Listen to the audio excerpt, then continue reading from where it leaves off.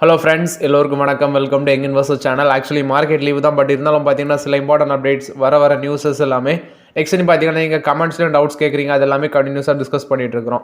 So இதில் first நீங்கள் கமெண்ட்ஸில் கேட்டது, சார் நான் போன வாரம் வந்து பார்த்தீங்கன்னா என்டிபிசி ஷேர் வாங்கினேன். ஸோ அதுலேருந்து எனக்கு அந்த ஷேர் ஹோல்டர்ஸ் கோட்டால என்டிபிசி க்ரீன் எனர்ஜி அந்த ஐபிஓ வந்து அப்ளை பண்ணலாமா அப்படின்னு சொல்லி கேட்டிருக்காங்க. ஸோ நல்லா கவனிச்சுக்கோங்க, என்டிபிசி க்ரீன் எனர்ஜி நீங்கள் அந்த ஷேர் ஹோல்டர்ஸ் கோட்டால அப்ளை பண்ணணும் அப்படின்னா நீங்கள் வந்து ஃபஸ்ட்டு பார்த்தீங்கன்னா அந்த ஐபிஓ கிளிக் பண்ணுங்கள். ஐபிஓ கிளிக் பண்ணிவிட்டு ஷேர் ஹோல்டர்ஸ் அப்படின்னு சொல்லி அதில் 4 வரிசையாக இருக்கும். ரீட்டைல், ஹெச்என்ஐ, அடுத்தது பார்த்தீங்கன்னா எம்ப்ளாயீஸ், அடுத்தது வந்து ஷேர் ஹோல்டர்ஸ் இருக்கும். அந்த ஷேர் ஹோல்டர்ஸை கிளிக் பண்ணிவிட்டு நெக்ஸ்ட்னு பார்த்தீங்கன்னா அது ஐபிஓ அப்ளை அது கொடுத்து நீங்கள் அடுத்த ஸ்டெப்ஸ் ப்ராசஸ் பண்ணி ஐபிஓ அப்ளை பண்ணலாம் ஷேர் ஹோல்டர்ஸ் கோட்டால. ஸோ நீங்கள் நவம்பர் 13 முன்னாடி உங்களோட டிமேட் அக்கௌண்ட்டில் என்டிபிசி ஷேர் வச்சுருந்தீங்கன்னா நீங்கள் வந்து NTPC green energy shareholders கோட்டால வந்து அப்ளை பண்ணுறதுக்கு எலிஜிபிள். இது மோர் அலாட்டி என்டிபிசி க்ரீன் எனர்ஜியில் நீங்கள் கேட்ஸ டவுட்ஸ் அப்டேட்டு நவம்பர் 13 உங்கள்கிட்ட என்டிபிசி ஷேர் இருந்துச்சுன்னா நீங்கள் வந்து அந்த ஷேர் ஹோல்டர்ஸ் கோட்டால அப்ளை பண்ணலாம். இதான் வந்து பார்த்தீங்கன்னா அவங்க வந்து அந்த டிராஃப்டட் ஹியரிங் ப்ராஸ்பெக்ட்ஸில் வந்து கொடுத்த அப்டேட்ஸு. சரி, பார்த்தீங்கன்னா ஒருத்தர் கமெண்ட்ஸில் கேட்டிருந்தாரு, ப்ரோ நீங்கள் வந்து டாடா ஸ்டீலை பற்றி டிஸ்கஸ் பண்ணுங்க ப்ரோ அப்படின்னு சொல்லி. டாடா ஸ்டீல் நான் வந்து கடைசியாக பார்த்தீங்கன்னா 100 ரூபா 110 ரூபா வரைக்கும் கடைசியாக கன்சிடர் பண்ணேன். அதுக்கப்புறம் வந்து பார்த்தீங்கன்னா 184 வரைக்கும் போச்சு. இப்போ 184லேருந்து 137 வரைக்கும் இறங்கியிருக்காங்க. ஸோ மேபி இதே மார்க்கெட் ட்ரெண்ட் கண்டினியூ ஆச்சுன்னா எனக்குலாம் தெரிஞ்சு டெஃபினட்டாக 100 வர பாசிபிலிட்டிஸ் இருக்குன்னு தான் நினைக்கிறேன் டாடா ஸ்டீலில். ஸோ ரிசல்ட்ஸ் வந்து பார்த்தீங்கன்னா யாருமே எதிர்பாராத விதமாக அவங்க பாசிட்டிவில் தான் போஸ்ட் பண்ணாங்க. ரிசல்ட்ஸ் ஒரு நல்ல ரிசல்ட்ஸ் போஸ்ட் பண்ணியிருக்காங்க. கண்டினியூஸ் குவார்டரில் இதே மாதிரி ரிசல்ட்ஸ் போஸ்ட் பண்ணாங்கன்னா அவங்களுக்கு வந்து பார்த்தீங்கன்னா நல்ல ஒரு பாசிட்டிவ் இம்பாக்ட் இருக்குது லாங் டேர்முக்கு. ஆனால் முக்கியமான ரீசன் பார்க்கும்போது சைனாலேருந்து ஸ்டீல் அதிக அளவில் டம்ப் பண்ணுறதுனால இங்கே இந்தியாவில் இருக்கிற domestic steel companies Tata steel, JSW steel, இதே மாதிரிப்பட்ட ஸ்டீல் கம்பெனிஸுக்குலாம் அது ஒரு பெரிய தலைவலியாக இருக்குது. ஏன் பிஎஸ்சி செக்டரில் இருக்க சேலு இது மாதிரிப்பட்ட கம்பெனிஸ்க்கும் பார்த்தீங்கன்னா டஃப் கொடுக்குறாங்க சைனா ஸ்டீல். ஏன்னா சைனாவோட ஸ்டீல் வந்து ப்ரைஸ் கம்மியாக இருக்குது, இங்கே வந்து ப்ரைஸ் அதிகமாக இருக்குது. அதனால எல்லாரும் வந்து சைனா ஸ்டீலே ப்ரிஃபர் பண்ணுறாங்க. இதுதான் நம்மளோட ஸ்டீல் கம்பெனிஸுக்கு மிகப்பெரிய அடியாக இருக்குது. So overall share price Tata steel 137 இருக்குது. என்ன கேட்டால் 100 rupees 110 வரும்போது ஸ்லோவாக யூஸ் பண்ணிக்கலாங்கிறது என்னோட கருத்து. இப்போதைக்கு டாடா ஸ்டீலை வெயிட் பண்ணுங்க. நெக்ஸ்ட் பார்த்தீங்கன்னா டாடா ஸ்டீலோட ஜாம்ஷெட்பூர் பார்ட்டில் அவங்களோட ferro alloys and mineral division அவங்க வந்து இந்த என்விரான்மெண்ட் ப்ராடக்ட் டிக்ளரேஷன் இபிடி அப்படிங்கிறத வந்து பப்ளிகேஷன் பண்ணுறாங்க இந்த ஃபெரோ குரோம் அப்படிங்கிற செக்மெண்ட்டில். ஸோ இது எதுக்குன்னு சொல்கிறாங்கன்னா இந்த என்விரான்மெண்ட் இம்பேக்ட், அதாவது லைஃப் சைக்கிள் அசஸ்மெண்ட் பேசிஸில் என்விரான்மெண்ட் அந்த சஸ்டைனபிள் சொல்யூஷன் பேஸ் பண்ணி தான் இதை இன்ட்ரடியூஸ் பண்ணுறாங்க. ஸோ மோராட் இது வந்து டாடா ஸ்டீல் கொடுத்தா ஓவரால் அப்டேட்ஸு. ஏன்னா ஒருத்தர் கமெண்ட்டில் கேட்டிருக்காரு, ப்ரோ நான் அந்த டெலிவரி ஸ்டாக்கு, அதாவது இது வந்து பார்த்தீங்கன்னா ரிலையன்ஸோட ஒரு கம்பெனி தான், DLHIVRI அந்த அப்படின்னு நினைக்கிற அந்த கம்பெனி. இது வந்து ரிலையன்ஸோட ஒரு கம்பெனி தான், டெலிவரி செக்மெண்ட்டில் இருக்கிறாங்க. ஸோ இவங்க வந்து பார்த்தீங்கன்னா ரீசெண்டாக இவங்களும் ஒரு அப்டேட் கொடுத்துருந்தாங்க. அந்த குயிக் காமர்ஸ் மூலமாட்டு கிரானா ஸ்டோர்ஸ் இது எல்லாமே அஃபெக்ட் ஆகும்னு இவங்களும் அவங்களோட கருத்தை சொல்லியிருந்தாங்க. இது ஒரு ரீசன்.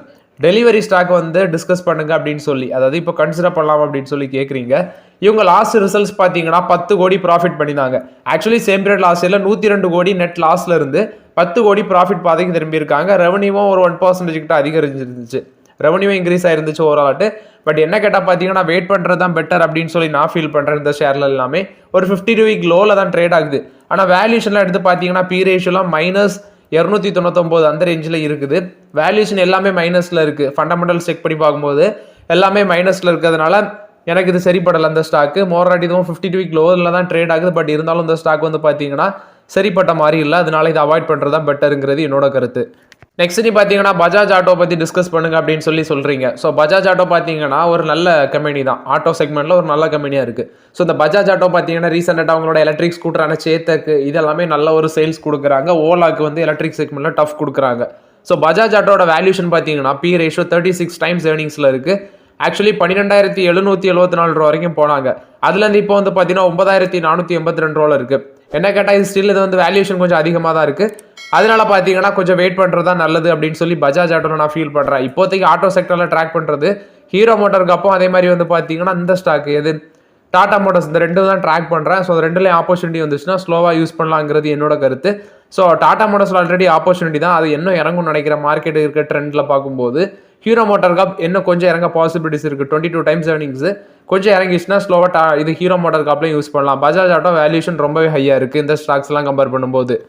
நெக்ஸ்ட் நீ பார்த்தீங்கன்னா ஒருத்தர் வந்து ப்ரோ இந்த MTF மார்ஜின் ட்ரேடிங் வந்து பண்ணலாமா ப்ரோ இல்லை அவாய்ட் பண்ணலாமா ப்ரோ அப்படின்னு சொல்லி கேட்குறீங்க. அண்டர் வேல்யூட் ஸ்டாக்ல மட்டும் பண்ணலாமா அப்படின்னு சொல்லி அதில் பெனிஃபிட் இருக்குமான்னு சொல்லி. ஸோ ஓவரால்ட்டு நான் அதை ட்ரேடிங்கே பண்ணது கிடையாது ப்ரோ. இது வரைக்கும் நான் ட்ரேடிங்கே பண்ணது கிடையாது. ட்ரேடிங் பண்ணி பெனிஃபிட் வருமாங்கிறது நான் எப்படி சொல்ல முடியும்? இது வரைக்கும் எந்த ட்ரேடிங்குமே நான் பண்ணது கிடையாது ஸ்டாக் மார்க்கெட்டில். ஃபுல் அண்ட் ஃபுல் வந்து லாங் டேர்மில் பார்த்தீங்கன்னா பை பண்ணுவேன். அதே ஒரு 6 months அப்படி போகும்போது கொஞ்சம் ப்ராஃபிட் அதிகமாச்சுன்னா அதில் ப்ராஃபிட் புக் பண்ணிட்டு இறங்கும்போது அப்படி வாங்குவேனே தவிர ட்ரேடிங் வந்து இது வரைக்கும் நான் பண்ணதில்லை. நான் உண்மையை தான் சொல்கிறேன். இது வரைக்கும் நான் ட்ரேடிங் பண்ணதே இல்லை. என்னோட கருத்து என்னன்னா ட்ரேடிங் பண்ணுறதை அவாய்ட் பண்ணுறது தான் பெட்டருங்கிறது என்னோட கருத்து. ஸோ ட்ரேடிங் எப்போவுமே பார்த்தீங்கன்னா பெரிய அளவில் ப்ராஃபிட் தராது. இதான் என்னோட கருத்து. Sterling tools limited results announce பண்ணியிருக்காங்க. ரெவன்யூ 35% இன்க்ரீஸ் ஆயிருக்கு. 286 கோடி பண்ணியிருக்காங்க. ஸோ இவங்க வந்து பார்த்தீங்கன்னா இந்த ஆட்டோமோட்டிவ் ஃபாஸ்ட்னர் மேனுஃபேக்சர் அந்த செக்மெண்ட்டில் தான் இருக்கிறாங்க. இதில் வந்து சேம் குவார்டர் லாஸ்ட் இயரை கம்பேர் பண்ணும்போது ப்ராஃபிட் ஆஃப்டர் டேக்ஸ் 40% இன்க்ரீஸ் ஆயிருக்கு. இந்த குவார்டரில் மட்டும் 17.5 crores பண்ணியிருக்காங்க. ரெவன்யூ 35.2% இன்க்ரீஸ் ஆயிருக்கு. எபிட்டா 28.2% வளர்ச்சி அடைஞ்சிருக்கு. 34.1 crores இருக்கு. எபிட்டா மார்ஜின் 11.9% இருக்கு. ஸ்டாண்டலோன் பேஸில் டோட்டல் இன்கம் 8.4% இன்க்ரீஸ் ஆயிருக்கு. ப்ராஃபிட் ஆஃப்டர் டேக்ஸ் 9.4% இன்க்ரீஸ் ஆயிருக்கு. எபிட்டா 11.9% இன்க்ரீஸ் ஆயிருக்கு. ஃபர்ஸ்ட் ஹாஃபில் டோட்டல் இன்கம் 31.1% இன்க்ரீஸ் ஆயிருக்குது. எபிட்டா 25.9% அதிகரிச்சிருக்கு அப்படின்னு சொல்கிறாங்க. இதில் வந்து அவங்களோட சப்சிடரி SGEM அப்படின்னு சொல்கிறாங்க. ஸோ இதில் வந்து growth ஃபர்ஸ்ட் ஹாஃபில் 42% அதிகரிச்சிருக்கு. அதே 30% சேம் பீரியட்ல இருந்து இப்போ 42% அதிகரிச்சிருக்கு அப்படின்னு சொல்கிறாங்க. இவங்க எல்லாமே வந்து மொபிலிட்டிலேயும் அந்த கம்பெனி இருக்கிறாங்க. ஸ்டெர்லிங் ஜிடெக் மொபிலிட்டி இது வந்து அவங்களோட சப்சிடரியாக இருக்குது. ஸ்டெர்லிங் டூல்ஸுங்கிறது இவங்களோட அந்த மெயின் கம்பெனியாக இருக்குது. மோராட் இது வந்து ஸ்டெர்லிங் டூல்ஸ் போஸ்ட் பண்ண ரிசல்ட்ஸ் அப்டேட்டு. அக்ஸோ நோபல் அப்படிங்கிற கம்பெனி பார்த்தீங்கன்னா டிவிடன் கொடுக்குறாங்க. ஸோ 70 ரூபா என்ட்ரி டிவிடன் கொடுக்குறாங்க. அந்த ஷேர் யாரெல்லாம் வச்சிருக்கீங்கன்னு தெரியல. லாஸ்ட்டாக இவங்க போஸ்ட் பண்ண ரிசல்ட்ஸில் ரெவன்யூவை 982 கோடி பண்ணியிருந்தாங்க. பட் ஆக்சுவலி அது சேம் பீரியட் லாஸ்ட் இயரை கம்பேர் பண்ணும்போது அடி தான் வாங்கியிருந்துச்சு. இந்த டிவிடெண்டுக்கான ரெக்கார்ட் டேட் அவங்க ஃபிக்ஸ் பண்ணியிருக்காது. நவம்பர் 20 ரெக்கார்ட் டேட் ஃபிக்ஸ் பண்ணியிருக்காங்க.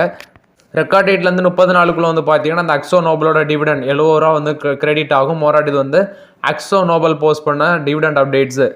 அதானி டோட்டல் கேஸ் கொடுத்த update. So Adani Total Gas பார்த்தீங்கன்னா கெயில் வந்து அதானி டோட்டல் கேஸுக்கு வந்து கேஸ் சப்ளை பண்ணுறாங்க. ஸோ அதை வந்து 13% மறுபடியும் ரிடக்ஷன் பண்ணுறாங்க. அக்டோபரில் 16% வந்து அவங்க அப்ராக்சிமேட்டாக ரிடக்ஷன் பண்ணியிருந்தது. இப்போ 13% மறுபடியும் அந்த நவம்பரில் வந்து ரிடக்ஷன் பண்ணுறாங்க.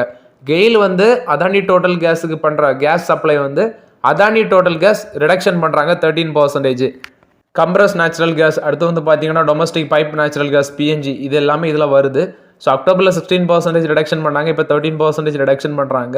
ஸோ ஓவராலாட்டி இவங்க வந்து மேபி அடுத்தது வேறு ஏதாவது முடிவு எடுப்பாங்க போல் இருக்குது. கன்சியூமர் ரீட்டைல் ப்ரைஸஸ் எல்லாம் இவங்களுக்கு ஃபேவரபுளாக இல்லாததுனால அந்த முடிவு எடுக்கிறாங்க. ஸோ ஓவராலாக வந்து இது அதானி டோட்டல் கேஸ் கொடுத்த அப்டேட்டு. ஹிந்துஸ்தான் ஜிங்க் கொடுத்த அப்டேட்டு. இவங்க வந்து பார்த்தீங்கன்னா ராஜஸ்தானில் ஒரு கோல்டு மைன் பிளாக்ல வந்து ப்ரிஃபர்ட் பிட்டராக இருக்கிறாங்க. ஸோ வேர்ல்டில் செகண்ட் லார்ஜஸ்ட் இன்டிகிரேட்டட் ஜிங்க் ப்ரொடியூசராக இருக்கிறாங்க இந்த ஹிந்துஸ்தான் ஜிங்க். இவங்க வந்து பார்த்தீங்கன்னா நிறைய பிளாக் வந்து ஆக்ஷன் மூலமாட்டு கவர்மெண்ட் ஆக்ஷன்லாம் வின் பண்ணுறாங்க. ஸோ இப்போ ராஜஸ்தானில் வந்து டுகாச்சா கோல்டு பிளாக்கை வந்து ப்ரிஃபர்ட் பிட்டராக இருக்கிறாங்க. மேபி ராஜஸ்தானில் உள்ள மைன்ஸ் அண்ட் ஜியாலஜி அந்த டிபார்ட்மெண்ட்லேருந்து ஒருவேளை கிட்டத்தட்ட கன்ஃபார்ம் ஆனது மாதிரி தான் அப்படின்னு சொல்கிறாங்க. ஸோ இது இவங்களுக்கு கிடச்சின்னா ஒரு நல்ல லக்கான இதாக இருக்கும். ஏன்னா 472 ஹெட் ஏக்கரில் இருக்குது. So 1.74 million tons of resources இருக்குது அப்படின்னு சொல்கிறாங்க. 1.63 GBT கோல்டு அப்படின்னு சொல்கிறாங்க. அதோட வேல்யூ எனக்கு தெரில. ஸோ இது வந்து டுகாச்சோ கோல்டு பிளாக் அங்கே சொல்கிறாங்க. ஒருவேளை அந்த மைன் பிளாக் வந்து ஹிந்துஸ்தான் ஜிங்க்கு கிடச்சின்னா ஒரு நல்ல லக்காக இருக்கும். பஜாஜ் ஆட்டோ கொடுத்த அப்டேட்டு.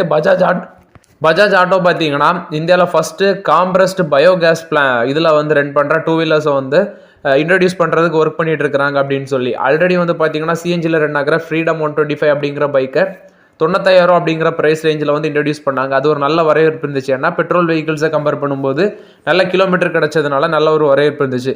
இப்போ வந்து பார்த்தீங்கன்னா கம்ப்ரஸ் பயோகேஸில் ரன் பண்ணுற ஒரு 2 வீலரை வந்து அவங்க இன்ட்ரடியூஸ் பண்ணுறதுக்கு ஒர்க் பண்ணிட்டு இருக்கிறாங்க அப்படின்னு சொல்லி பஜாஜ் ஆட்டோ ராஜீவ் பஜாஜ் வந்து அப்டேட் கொடுத்துருக்காரு. ஸோ அந்த மாடல்ஸை பார்த்தாலே உங்களுக்கு தெரியுது இந்த செக்மெண்ட்டில் தான் அவங்க ஒர்க் பண்ணிட்டு இருக்கிறாங்க அப்படின்னு சொல்லி பஜாஜ் ஆட்டோ கொடுக்குறாங்க. ஸோ அவங்க இன்ட்ரடியூஸ் பண்ணும்போது வெயிட் பண்ணி பார்க்கலாம். ஆதித்யா பிர்லா ஆக்சுவலி குமாரமங்கலம் பிர்லா வந்து பார்த்தீங்கன்னா ஆதித்யா பிர்லா குரூப்பில் வந்து கிட்டத்தட்ட ஒரு $20 பில்லியன் இன்வெஸ்ட்மெண்ட் பண்ணியிருக்கிறோம் அப்படின்னு சொல்லி அப்டேட் கொடுத்துருக்காரு. ஸோ இவருமே மோராட்டர் சொல்கிறது $20 பில்லியன் வந்து மேனுஃபேக்சரிங் ஸ்பேஸில் தான் நாங்கள் இன்வெஸ்ட்மெண்ட் பண்ணியிருக்கிறோம் அப்படின்னு சொல்கிறாங்க. ஸோ இதில் கவனிக்க வேண்டியது ஹிண்டால்கோ அதாவது அவங்களோட நோவாலிஸ் அப்படிங்கிற கம்பெனி அக்யூசிஷன் பண்ணாங்க.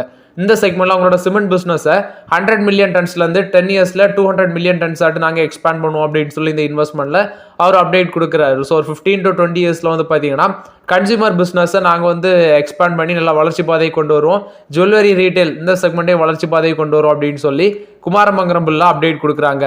நெக்ஸ்ட் டாடா எலக்ட்ரானிக்ஸில் வந்து அப்டேட்டு. டாடா குரூப் பார்த்தீங்கன்னா ஜாயின்ட் வெஞ்சரில் வராங்க. யார் கூடன்னு பார்த்தீங்கன்னா தைவானோட பெகட்ரான் அப்படிங்கிற கம்பெனி கூட.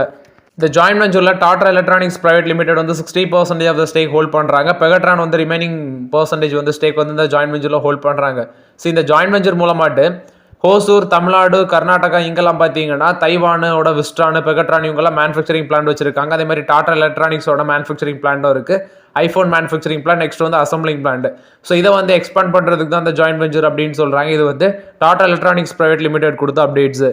நெக்ஸ்ட் நீ பார்த்தீங்கன்னா JSW MG மோட்டார்ஸ் கொடுத்த அப்டேட். இவங்க வந்து 101 MG வின்சார் வந்து பார்த்தீங்கன்னா அந்த கார் சென்னையில் டெலிவர் பண்ணியிருக்காங்க. ஆல்ரெடி இந்த கார் வந்து அக்டோபரில் வந்து 3116 யூனிட்ஸ் விற்றுருந்தாங்க. 30% அவங்களோட டோட்டல் பர்சனல் எலக்ட்ரிக் கார் சேல்ஸில் இதுவும் 30% அக்கௌண்ட் ஆயிருந்துச்சு.